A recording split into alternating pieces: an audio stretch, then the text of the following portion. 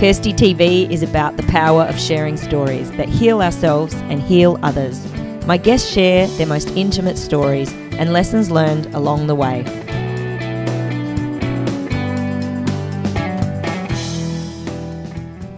So I met you at an event that was a reading for this beautiful compilation book, Dear Sister, which is letters from survivors of sexual abuse.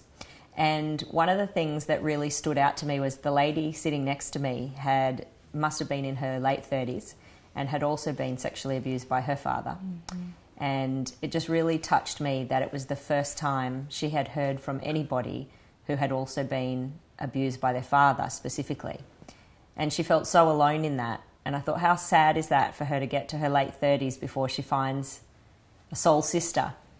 And that was why I wanted to have you on the show, because I think that incest is something that is still not spoken about as much as rape or other kinds of sexual abuse. How did it affect you meeting her that night? I think, I have the great privilege to be able to share my story through projects like Dear Sister and other work that I've done in my own healing process. And I think every time it's incredibly profound and humbling, and really keeps me going. I mean, this is difficult work. As much as it is healing, it's hard to continue sharing my story for an issue that is so common and yet so taboo. So it reminds me every time that it's important to keep going, and hopefully more and more people will start sharing their stories so that we can break that taboo.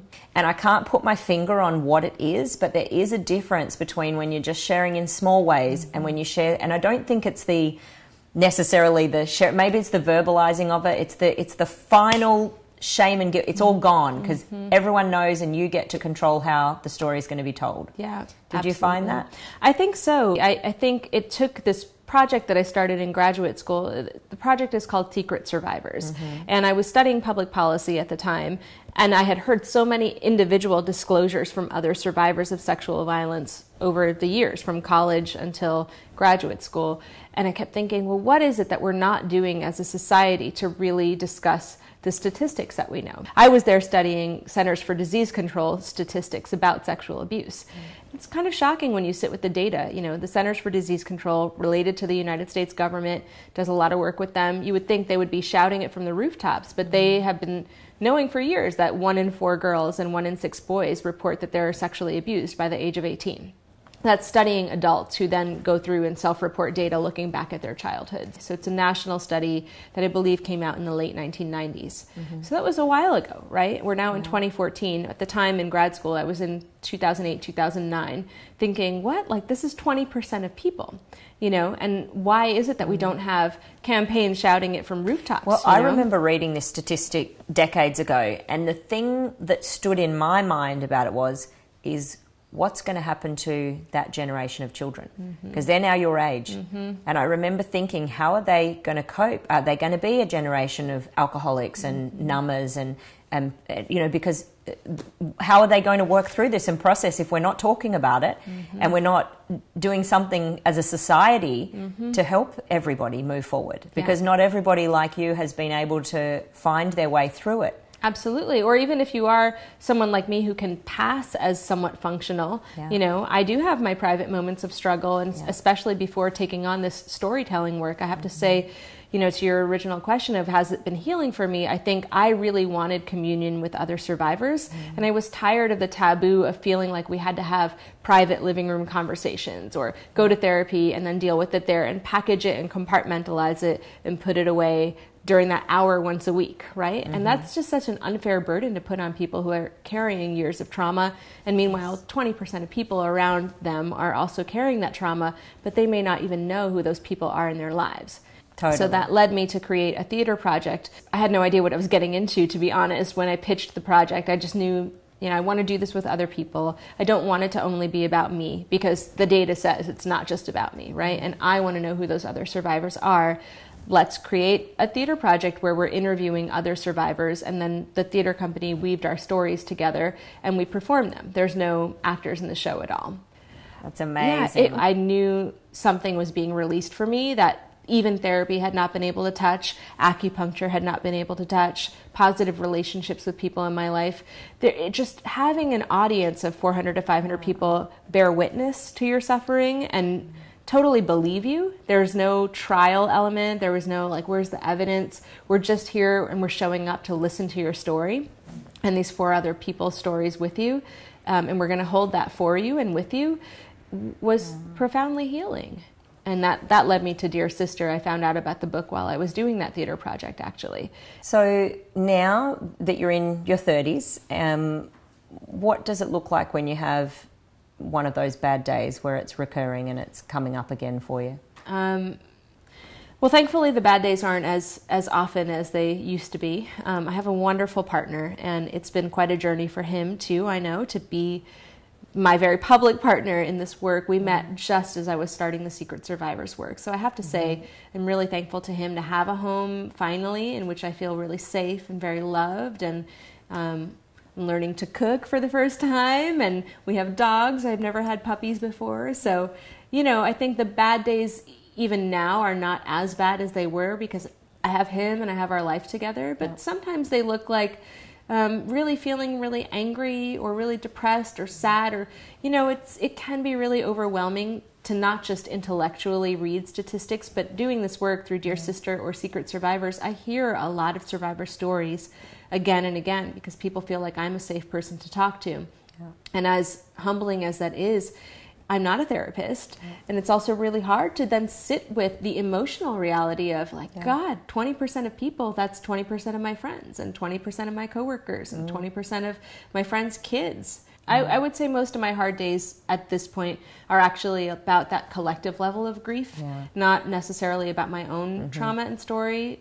I feel like I'm, you know, I'm sure it's cyclical. There's always going to be something more to unpack and uncover in my own healing journey, but it is more about just really letting yourself absorb and feel the truth about the world that we're living in and how sad that can be. But I try to cope, you know, with nature, and you know, we're so blessed in Southern California to have mountains and desert and ocean, and just to get some peace of mind, all you have to do is drive in any direction and sit with yourself for a while, right? And it's a really a beautiful world as much as it's a really profoundly painful one.